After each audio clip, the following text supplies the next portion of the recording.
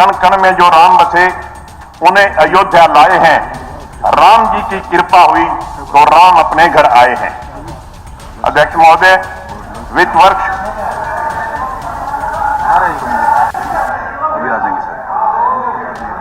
सुन लो।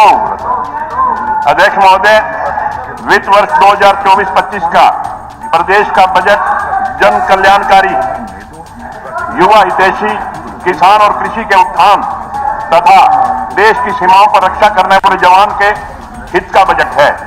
जिस तरह का बजट माननीय मुख्यमंत्री द्वारा वित्त मंत्री के तौर पर पेश किया गया, इससे साफ जाहिर होता है कि भारतीय जनता पार्टी की सरकार नरेंद्र भाई मोदी जी के नेतृत्व में तथा प्रदेश में मनोहर लाल जी के नेतृत्व में किसान की आय दुगनी करने के लिए वचनबद्ध है। मत्स्य पालन, बागवानी क्षेत्र को बढ़ावा या फिर किसानों को प्राकृतिक खेती के साथ जोड़ने जैसी कई अहम निर्णय हैं जो हमारी कृषि व्यवस्था को और मजबूत करेंगे।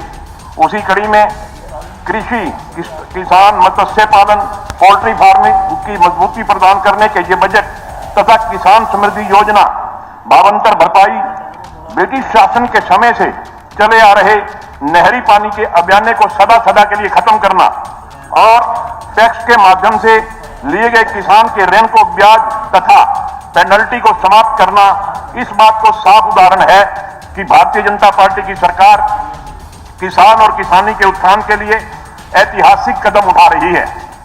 अध्यक्ष महोदय, वित्त वर्ष 2024-25 का बजट आधुनिक भारत को निर्माण में हरियाणा का योगदान मील का पत्थर साबित होगा और देश यशस्वी प्रधानमंत्री श्री नरेंद्र मोदी के सपने को अनुरूप विश्व की अग्रणी अर्थव्यवस्था बनाने की दिशा में सार्थक सिद्ध होगा। अध्यक्ष महोदय, ये केवल बजट नहीं है बल्कि भविष्य के हरियाणा के अमृतकाल का विजन पत्र भी है। ये प्रदेशवासियों को नई ऊर्जा देने वाला स्पर्शी और सर्व समावेशी बजट है। सुशासन, गरीबी उन्मूलन, सामाजिक समावेशी बजट है। आर्थिक परिवर्तन और रोजगार सृजन का नया अध्याय लिखने में ये अहम योगदान देगा। मुख्यमंत्री श्री मनोहर लाल जी के नेतृत्व में हरियाणा को नई तकनीक से जोड़ने के लिए इस बजट में काफी प्रावधान किए गए हैं। कोरोना से प्रभावित हुए मध्यम छोटे उद्योगों को मदद जैसे निर्णयों में एमएसई, एमई सेक्टर मजबूत होंगे जो हरियाणा की अर्थव्यवस्था को और मजबूत करेंगे।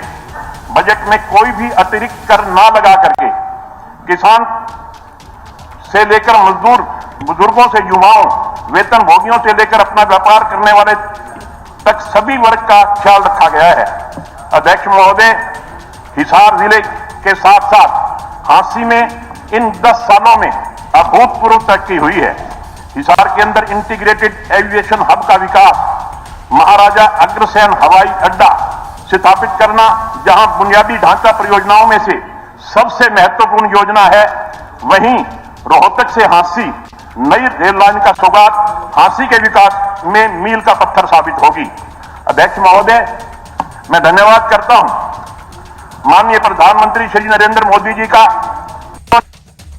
17 करोड़ रुपए की लागत से मेरे क्षेत्र हांसी रेलवे स्टेशन का नवीकरण करने का शुभारंभ किया है। अध्यक्ष महोदय, राष्ट्रपति महात्मा गांधी जी ने कहा था, भारत गांव में बसता है। उसी का अनुसरण करते हुए हमारी सरकार ने शहर की तर्ज पर गांव का विकास करने का भी कार्य किया है। अध्यक्ष महोदय, मैं यहां कहना चाहूंगा, गुड गवर्नेंस अर्थात सुशासन इस सरकार का संकल्प है, जिसके मार्ग पर चलते हुए हमारी सरकार परिवार पहचान पत्र लेकर के आई, जिसके माध्यम से प्रदेश के 2 करोड़ 85 लाख लोगों को उनको घर बैठे सरकारी योजनाओं का लाभ प्रदान करना हमारी सरकार की बहुत बड़ी उपलब्धि है। अध्यक्ष महोदय, पूर्व की सरकारों में गरीब व्यक्ति सरकार को ढूंढता फिरता था, लेकिन हमारी सरकार ने जन संवाद और विकसित भारत संकल्प यात्राओं के माध्यम से गरीब व्यक्ति को ढूंढ कर उनकी सरकारी योजनाओं का लाभ देने का काम किया है। इसके साथ जाहिर होता है, एक मिनट जी, कल 10-10 मिनट बोल गए, मतलब 5 मिनट हो गया, सब टाइम हो गया। मैं कह दूं अंत में मैं मेरे हल्के की 2-3 डिमांड है जी।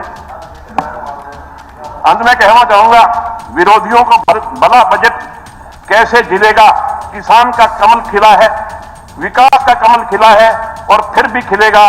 कहीं भेदभाव नहीं है इस बजट में। मेरे हांसी को इस बजट में बहुत कुछ मिला है। मेरे हल्के कुछ मांगे हैं अध्यक्ष महोदय। मेरे हांसी में पॉलिटेक्निक कॉलेज खोला जाए, हांसी के साथ लगता गांव पुलाना। पंचायत इसके लिए 10 एकड़ जमीन देने के लिए तैयार है। हांसी में दक्षिण बाईपास बनवाया जाए ताकि शहर के अंदर का ट्रैफिक कुछ कम हो सके।